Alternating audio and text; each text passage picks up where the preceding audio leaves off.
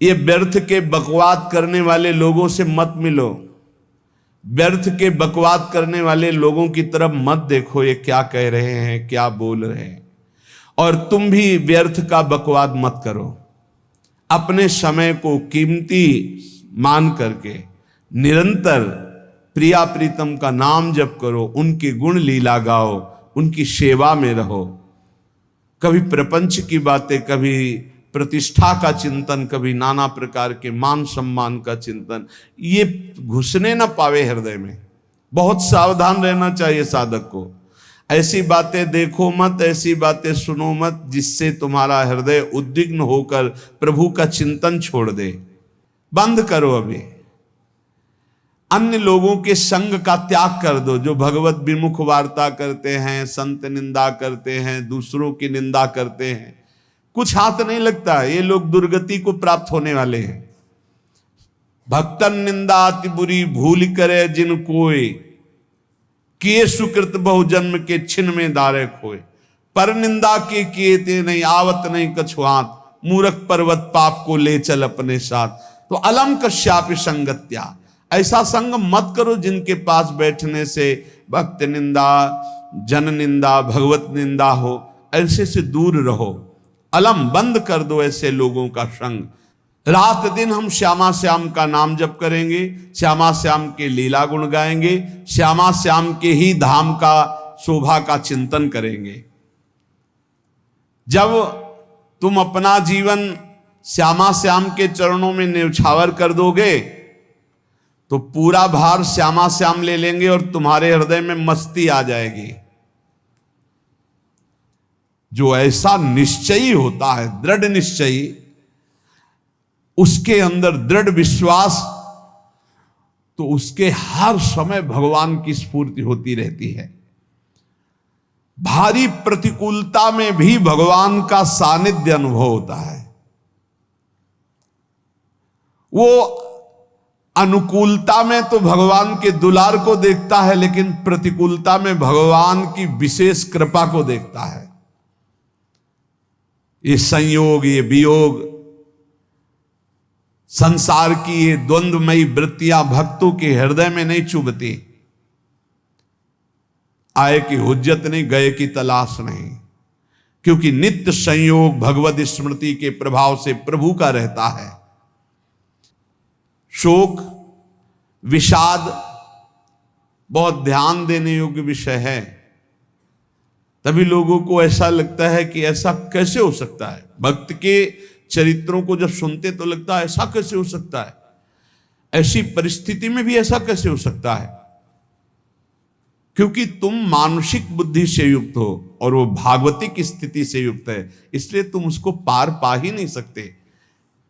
जब तुम अपना जीवन श्यामा श्याम के चरणों में समर्पित कर देते हो हृदय से, फिर उनकी कृपा से सब विघ्न दूर हो जाते, एक अपार मस्ती रहती है। नहीं तो शोक, विषाद, दुख, क्लेश, कष्ट, संताप, भय, उद्वेग, ये सदैव सताते रहते हैं। इसी से डिप्रेशन होता है। बार बार नकारात्मक चिंतन, शोक, विषाद, दुख, चिंता, क्लेश, संताप, भय, उद्वेग, यही पूरे मानसिक स्तर को नष्ट कर देते हैं। उत्साहहीन जीवन हो जाता है। जब तुम श्यामा श्याम को समर्पित हो जाते हो तो ये सब प्रवेश भी नहीं करते, एक अपार मस्ती बनी रहती है। अब क्या होगा? श्यामा श्याम जो करेंगे वही होगा। श्यामा श्याम पता नहीं कैसा करें, नहीं, वो सदैव मंगल भवन है, वो जो करते महामंगल होता है। यह निश्चय उपासक के हृदय में आ जाना चाहिए। इसलिए अपना सारा मन, सारी बुद्धि, सारा जीवन, प्रत्येक श्वास प्रभु को अर्पण कर दो। फिर देखो तुम निहाल हो जाओगे। दुख, शोक, विषाद, क्लेश, कष्ट, संताप, भय, उद्वेग, ये उसी को व्यापते हैं जिसने अपने जीवन को प्रभु के चरणों में अर्पित नहीं किया। इसलिए तुम अपना सारा मन, सारी बुद्धि, सारा जीवन, प्रत्येक श्वास केवल प्रभु को अर्पित कर दो, फिर देख लेना श्वास कैसे अर्पित की जाती, राधा राधा राधा। बुद्धि कैसे अर्पित की जाती, एकमात्र निश्चय कि भगवत सुख ही सुख है, ये जागतिक सुख सुख नहीं, ये दुख है, ये ऐसा दलदल है जिससे आज तक कोई नहीं निकल पाया। सारा मन, हम मन से केवल प्रभु का मनन करें, बार बार मन को संसार से हटा के नाम में, रूप में, लीला में, धाम में लगाएं।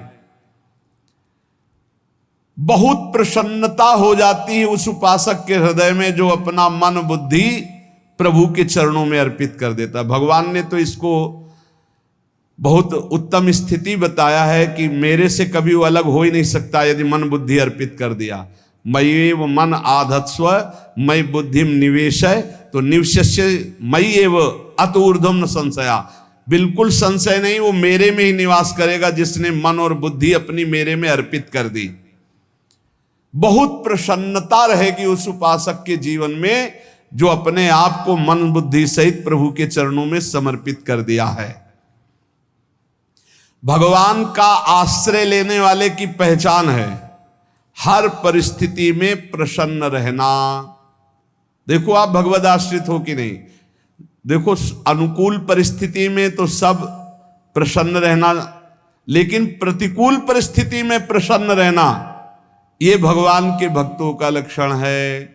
हर परिस्थिति में प्रसन्न रहना ये भगवान के भक्तों का लक्षण है।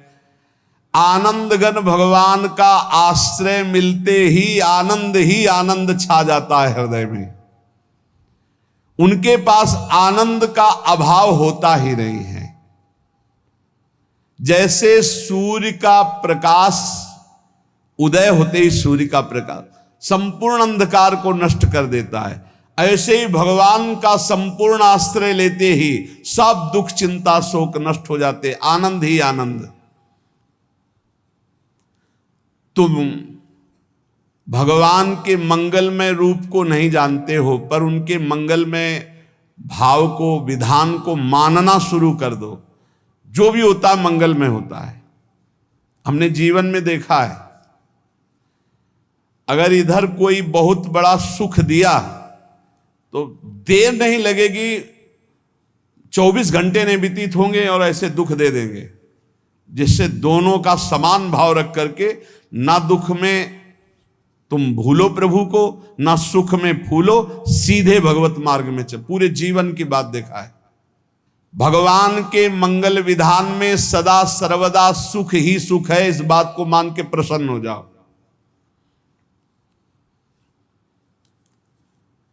जब भगवान का भजन करने वाले की तन्मयता बढ़ती है भजन में, तो द्वेषी जन अपने आप तैयार हो जाते हैं। भक्त कभी किसी से द्वेष नहीं करता, अपने आप वो द्रोह करने लगते। तो नरसिंह मेहता जी से बहुत गांव के कई लोग थे जो जलते थे, ऐसे जलते थे कि अब क्या करें, कैसे मिटा दे नरसिंह मेहता जी को।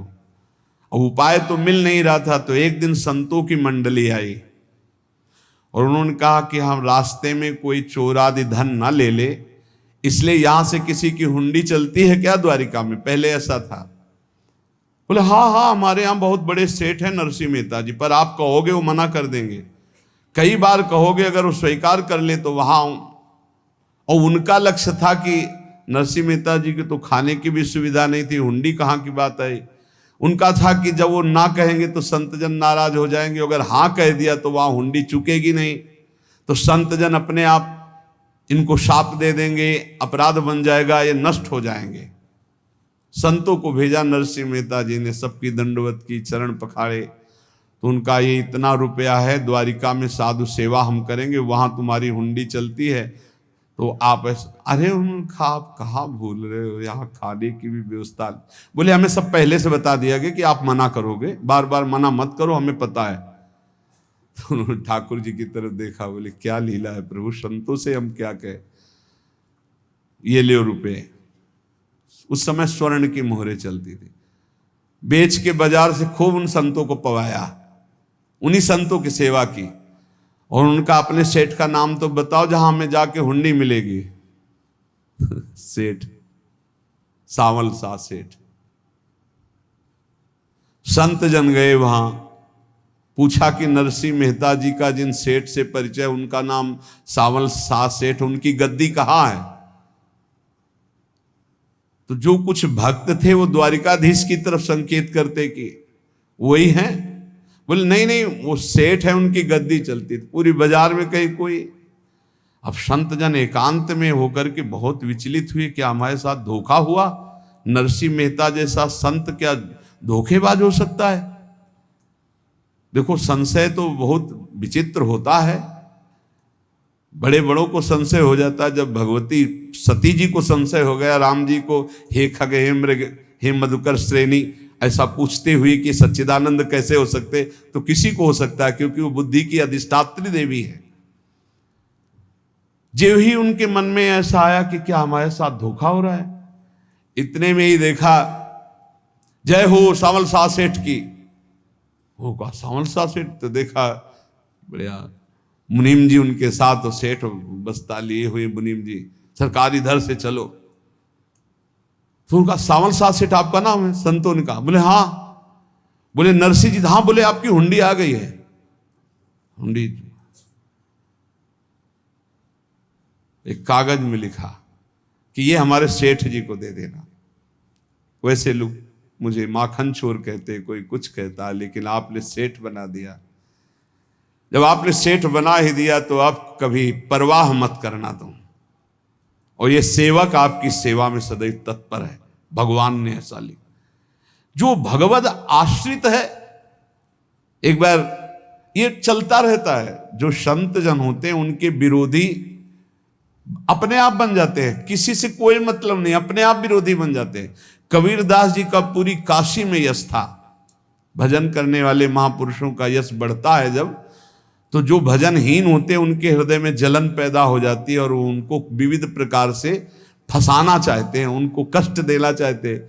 तो कबीरदास जी के यश को धूमिल करने के लिए कुछ ब्राह्मणों ने एक रचना रची। मुड़ मुड़ा के कबीरदास जी के शिष्य बन करके पूरी काशी के सब आश्रमों में निमंत्रण दे आए। कल भंडारा है, संत सेवा है, सबने स्वीकार किया। कबीरदास जी अपनी दिनचर्या करके निकले तो संत मंडली आने लगी। बोले कै बजे सेवा है? साधु सेवा। बोले कौन सी साधु सेवा? बोले कल आपके शिष्यजन निमंत्रण दे के आए, पूरी काशी के सब संत आ रहे हैं। कबीरदास जी ने कहा यहाँ तो एक की भी व्यवस्था नहीं, पूरी काशी के संत आ रहे। अच्छा, समझ में आ रहा है, लीला बिहारी तुम लीला करना चाहते हो। गए अपना निकल गए गंगा किनारे, एक झाऊ के नीचे बैठकर अपना भजन ध्यान में मगन है। 11-12 बजे तो उन्होंने देखा संतों की मंडली, अब काशी तो बहुत। कबीरदास जी ने देखा कि आश्रम की, तो बोले पता नहीं क्या होगा, चलो चलते हैं। तो ऐसे गमछा वस्त्र करके ऐसे डालकर मुंह ढक करके, वहां बड़ी बड़ी पंगत लगी थी। कबीरदास जी सबको पाओ जी पाओ। कबीरदास जी के रूप में स्वयं भगवान पाओ जी पाओ। कबीरदास जी ने कहा अच्छा, जब स्वामी परस रहे तो हम भी बैठ के पा ले। तो जब उसी पंगत में बैठ गए अपना कपड़ा ढक करके, और जब मोहरे की दक्षिणा दे रहे थे सब लोग कि वाह कबीरदास जी ने आज तो साधु से। सबको जब कबीरदास जी के सामने आए तो ऐसे मुंह ढके, बोले देखो जो मेरा होता है उसे मुंह छुपाना नहीं पड़ता, मुंह ढकला नहीं पड़ता। लो दक्षिणा, तुम भी दक्षिणा लो। कबीरदास जी को कबीरदास जी दक्षिणा दे रहे, और वो कबीरदास जी है भगवान, और ये पाले वाले कबीरदास जी है भगवान के जन। कभी भगवान अपने, अरे जमाने जोर लगा ले, कितना जोर लगाएगा, भक्त और भगवान का झंडा कभी न झुकने पाएगा। बिल्कुल चिंता, शोक, भय, उद्वेग रहित जीवन भगवद आश्रित। तुम भगवान के मंगल विधान में सदा सर्वदा प्रसन्न रहो। अब ये विचार कर लो कि भगवान जो करेंगे तुम्हारा मंगल करेंगे। अब थोड़ा ऐसा बीच में लगता है कि अमंगल हो रहा है क्या, लेकिन पक्का समझो बहुत बड़ा मंगल उनका विधान होता है। बहुत ही उत्तम मंगल होता है भगवान के शरणागत का। भगवान हमारे विचारों वाले नहीं हैं, हमारे विचार प्राकृतिक है, भगवान के विचार चिदानंदमय हैं। वो अपने विचार से हमारा मंगल करते हो, हम अपने विचार से मंगल चाहते हैं। भगवान के विचार से मंगल ही हमारा होगा, इसलिए कभी हमको चिंता शोक भय नहीं करना चाहिए। भगवान की ओर से कभी तुम्हारे लिए ऐसा विधान नहीं होगा कि तुम दुखी हो जाओ, बस तुम्हारी सोच हो सकती है, उसका परिणाम बहुत मंगल होगा। जगत की ओर से निराश हो जाओ, किसी से आशा मत रखो, फिर आप देखो आपका जीवन कैसा आनंदमय व्यतीत होता है।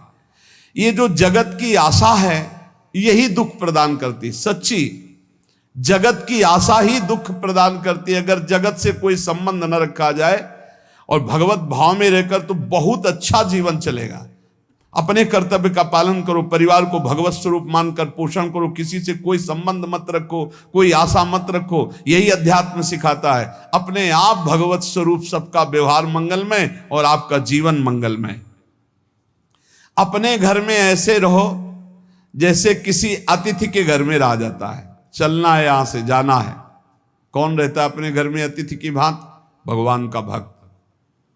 जाना है यहां से, अपनी प्रिया प्रीतम के पास जाना। ये हमारा घर नहीं है, यहां तो हम समय व्यतीत कर रहे हैं, अपनी आयु व्यतीत कर रहे हैं भगवत आराधना करते हुए। हमें जाना है प्रिया प्रीतम के पास। वास्तविक घर भगवान का धाम है हमारा, वास्तविक घर वाले प्रभु हैं हमारे, जो नित्य सच्चिदानंद भगवान के चरणों में अपने चित्त को समर्पित करता रहता है। उसको यह अनुभव होने लगता है कि बड़ी कृपा है हमारे ऊपर, भगवान की बड़ी कृपा है हमारे ऊपर। सर्वसमर्थ परम सुहृद भगवान ऐसे भक्त के ऊपर हर समय वरद हस्त रखे रहते हैं। ये केवल प्रवचन नहीं, सच्ची बात मानिए।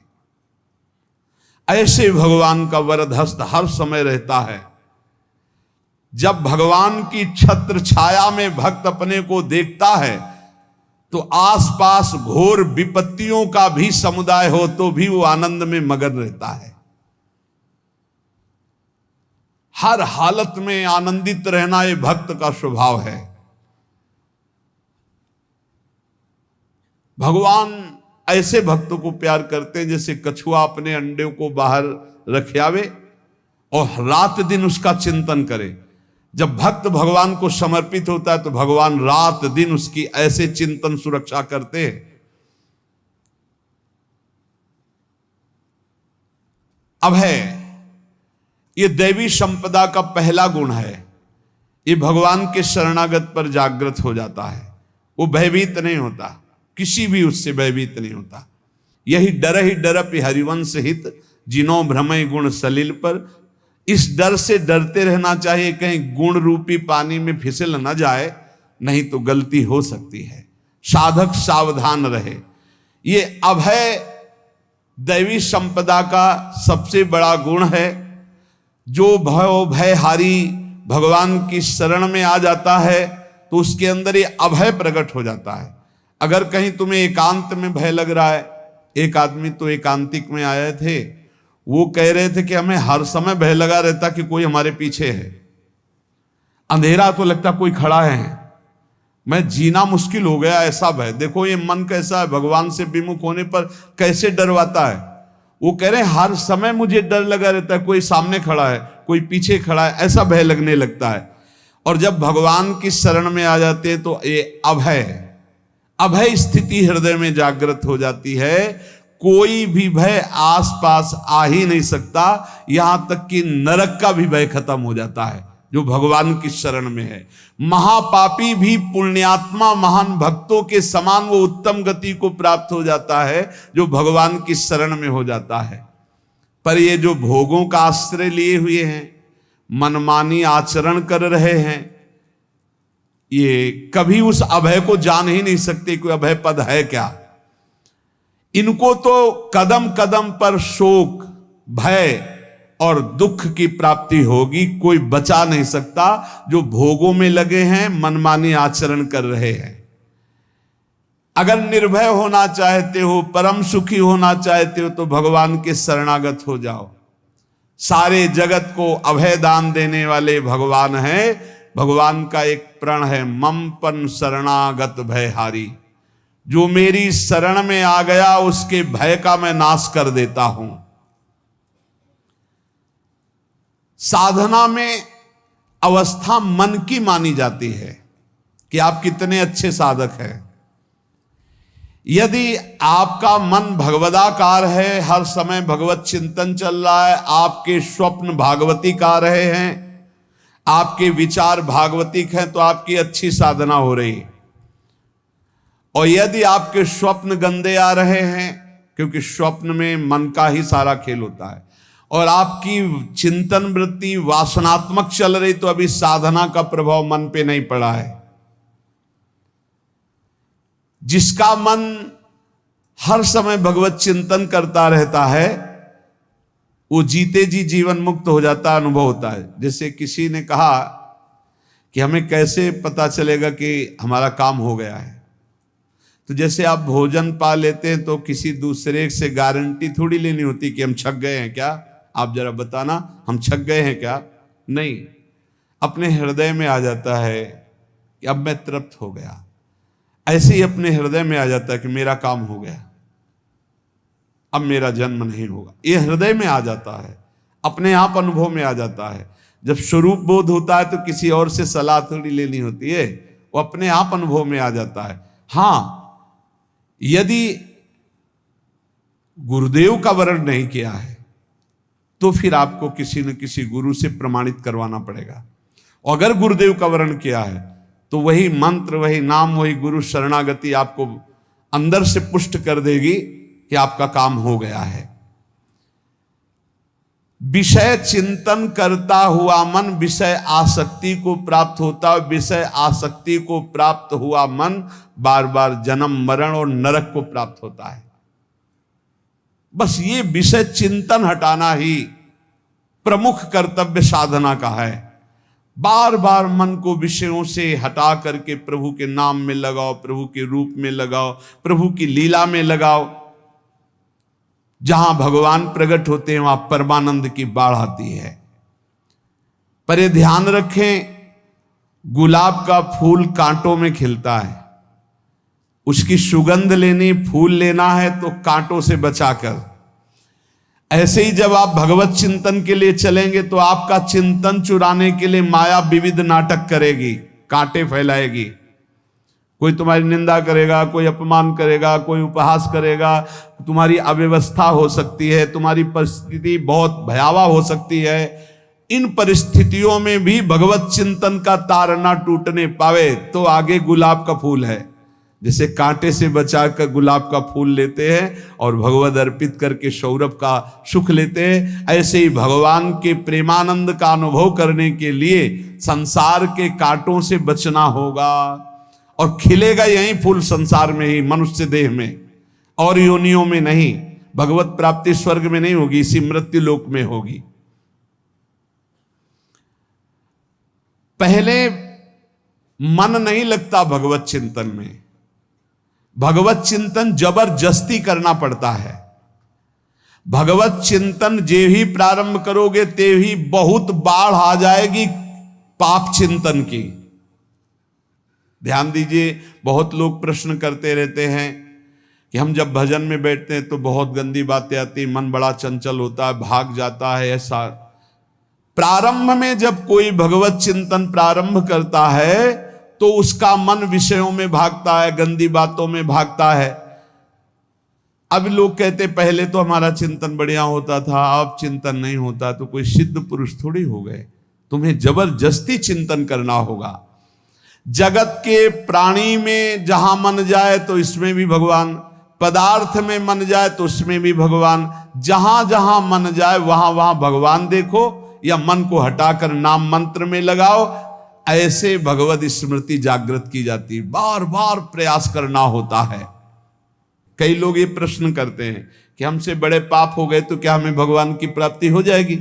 तो यहां कह रहे हैं भगवान किसी के पूर्व जीवन को नहीं देखते हैं, वर्तमान के भजन को देखते हैं। पकड़ो इस बात को। अगर वर्तमान में आज आप सुधर गए हो, नाम जप कर रहे हो, तो आप भक्त हो। ये गीता जी में भगवान ने कहा, अपिचेत सुदुराचारो भजते माम अनन्य भाग साधुरेव समंतव्या सम्यक व्यवसिता। ऐसा बहुत दुराचारी पहले रहा है, बाद में उसके मन में आ गया कि भगवान के सिवा हमारा कोई कल्याण करने वाला नहीं, हमारा कोई नहीं। तो भगवान कहते हैं मैं उसे साधु ही मानता हूं, उसे साधु बना देता हूं। भगवान किसी के पूर्व जीवन को नहीं देखते। बहुत बढ़िया बात है। कल तक हम क्या करते रहे भगवान नहीं देखते, आज क्या कर रहे हो ये देखते हैं। यदि आज आप भजन में लग गए हो, अच्छे आचरण कर रहे हो, तो आपको भगवत प्राप्ति हो जाएगी। भगवान ये नहीं देखते कि पूर्व में पुण्यात्मा रहा है कि पापात्मा रहा है। भगवान वर्तमान में देखते कि मेरा भजन कर रहा है, बस इसी से कल्याण कर देते हैं। पकड़ो इस बात को, तो कभी प्रश्न नहीं उठेगा कि क्या हमको भी भगवत प्राप्ति हो सकती है क्या। हमारा मन यदि श्री भगवान को चाहने लगे तो श्री भगवान हमारे मन में ही आकर बस जाएंगे। भगवान की रूप माधुरी में मन डूबने लगेगा। यथार्थ सत्य, जो भगवान से थोड़ा भी प्यार करने लगे हैं, उनके हृदय में भगवान की उनकी भावना के अनुसार झलक आने लगी है। हृदय में प्रभु के आते ही अनंत जन्मों के संस्कारों का नाश हो जाता है। इसलिए तुम अपने पहले वाले घृणित जीवन को याद भी मत करो और उसको सोचकर जरा निराश भी मत हो। अमावस्या में घोर अंधकार रहता है, पर प्रातः काल में अंधकार नष्ट हो जाता है।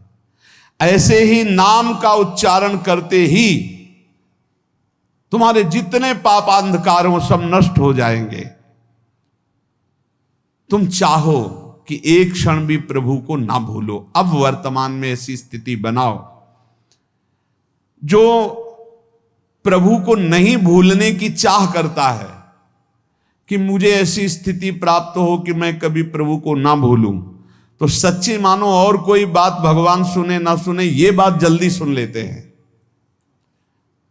भजन की मांग करो तो बहुत जल्दी भगवान पूर्ण करते हो। भजन जिसका चलने लगा तो फिर लोक लोकांतर के सारी रिद्धियां सिद्धियां सुख वैभव तो उसके चरणों में लौटते हैं।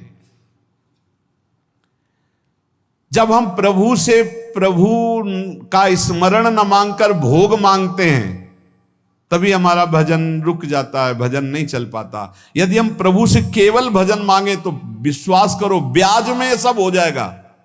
मूल भजन तो आपका बचेगा ही, ब्याज में लोक लोकांतर के भोग आपके चरणों में लुटते घूमेंगे। आप भजन करके तो देखो। अरे घिघियाने की जरूरत नहीं, किसी से मांगने की जरूरत नहीं, भजन करके देखो, सब ठीक हो जाएगा, सब अपने आप बन जाएगा। हम बहुत बड़ी भूल कर देते हैं कि थोड़ा भजन करके प्रभु से कुछ सांसारिक वस्तुएं, स्थितियां, परिस्थितियां बदलने की मांग कर लेते हैं, जिससे भजन छूट जाता है। प्रभु की स्मृति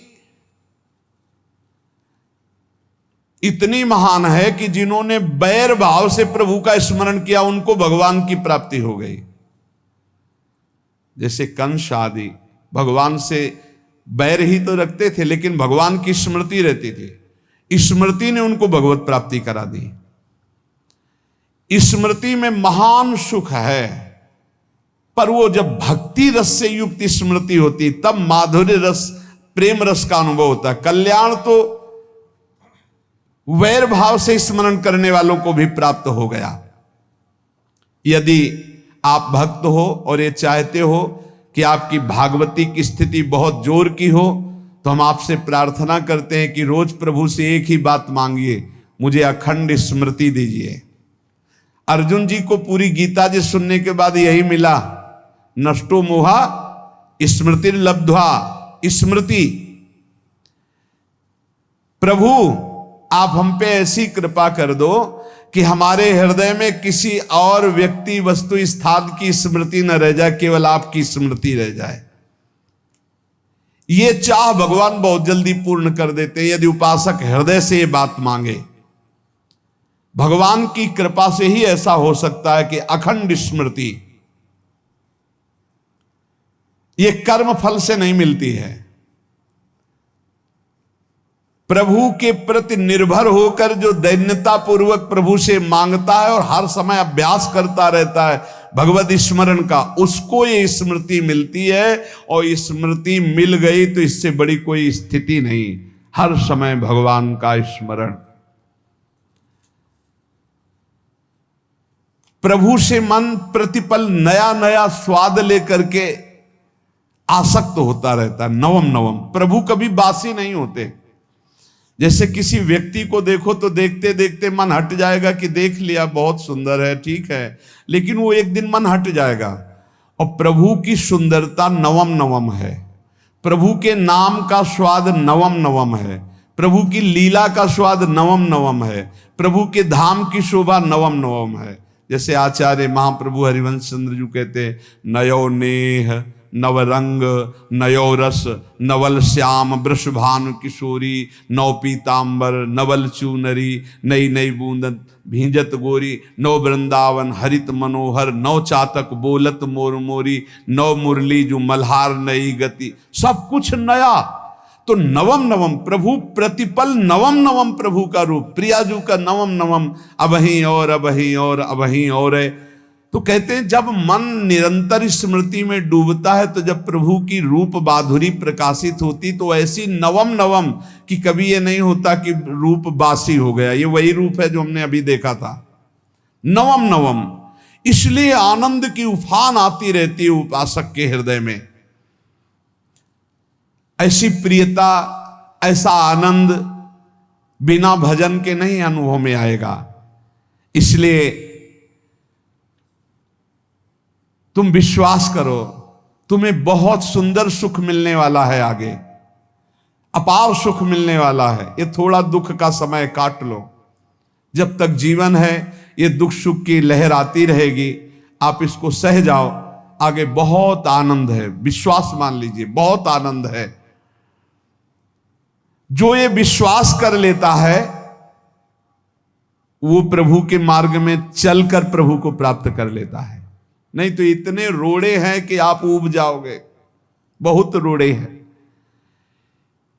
जो प्रभु के मार्ग में चलता है तो माया के बहुत से पार्षद अपना प्रभुत्व दिखाने उनके पास आते हैं, महिमा अपनी दिखाने, पर वो किसी वस्तु स्थिति अवस्था प्राणी पदार्थ का प्रभाव स्वीकार ही नहीं करता, क्योंकि भगवत स्मृति परायण है, भगवान की कृपा पर विश्वास है, इसलिए उसको कोई फंसा नहीं पाता। वो नित्य निरंतर प्रभु से घुला मिला रहने के कारण उसकी मस्ती में कोई फर्क नहीं पड़ता। माया का प्रभुत्व रखने वाले उसे फंसाने की चेष्टा करते हैं, पर उस पर किसी का असर नहीं होता। वो कहीं लिप्त नहीं होता, वो कहीं दुखी सुखी नहीं होता, वो हर समय प्रसन्न रहता है। तुम देखो, हर समय प्रसन्न रहते हो? यदि नहीं तो तुम किसी व्यक्ति वस्तु का आश्रय लिए हुए प्रभु का नहीं। अगर हां तो हर समय प्रभु का स्मरण चलना चाहिए, हर समय प्रभु के आश्रित हो, फिर देखना ये आनंद, ये प्रसन्नता क्या रूप रखती है। बड़े बड़े मस्त संतों को देखा, मस्त ऐसे उन्माद में मस्त है, उस सुख के लिए ललचाओ। कब तक जन्मते मरते रहोगे, कब तक बार बार दुख भोगते रहोगे, कब बड़ा प्रपंच है ये। भगवान का स्मरण परम पुण्यात्मा पुरुष का हृदय माना जाता है, बहुत पवित्र हृदय, बड़ा पुण्यात्मा हृदय जिसमें भगवान का स्मरण। भगवान का विस्मरण पापात्मा पुरुष, भयानक विपत्ति दुर्भाग्य आते हो। सुदृढ़ निश्चय करो, अब हम भगवान के स्मरण में अपना समय व्यतीत करेंगे। मेहनत करो, कार्य करने के लिए कोई मना नहीं, आप नौकरी करो, किसानी करो, व्यापार करो, पर अंदर अंदर भगवत स्मृति, भगवत स्मृति ही सबसे बड़ी स्थिति है। अब चाहे हम जीवित रहें, चाहे हमारे मरण जैसी विपत्ति आ जाए, चाहे सब हमसे हट जाए, चाहे सब हमको नमन करें, अब हम दृढ़ निश्चय करके केवल भगवान के स्मरण करते हुए इस संसार के बीच समय व्यतीत करेंगे। अब हम चूकने वाले नहीं। ये नियम लीजिए, चाहे जीवन रहे या ना रहे, चाहे मरण जैसा कष्ट आ जाए, चाहे सब वियोग हो जाए, सब चले जाए, चाहे सब संयोग हो जाए, सब नमन करें, अब हम प्रभु का स्मरण नहीं छोड़ेंगे।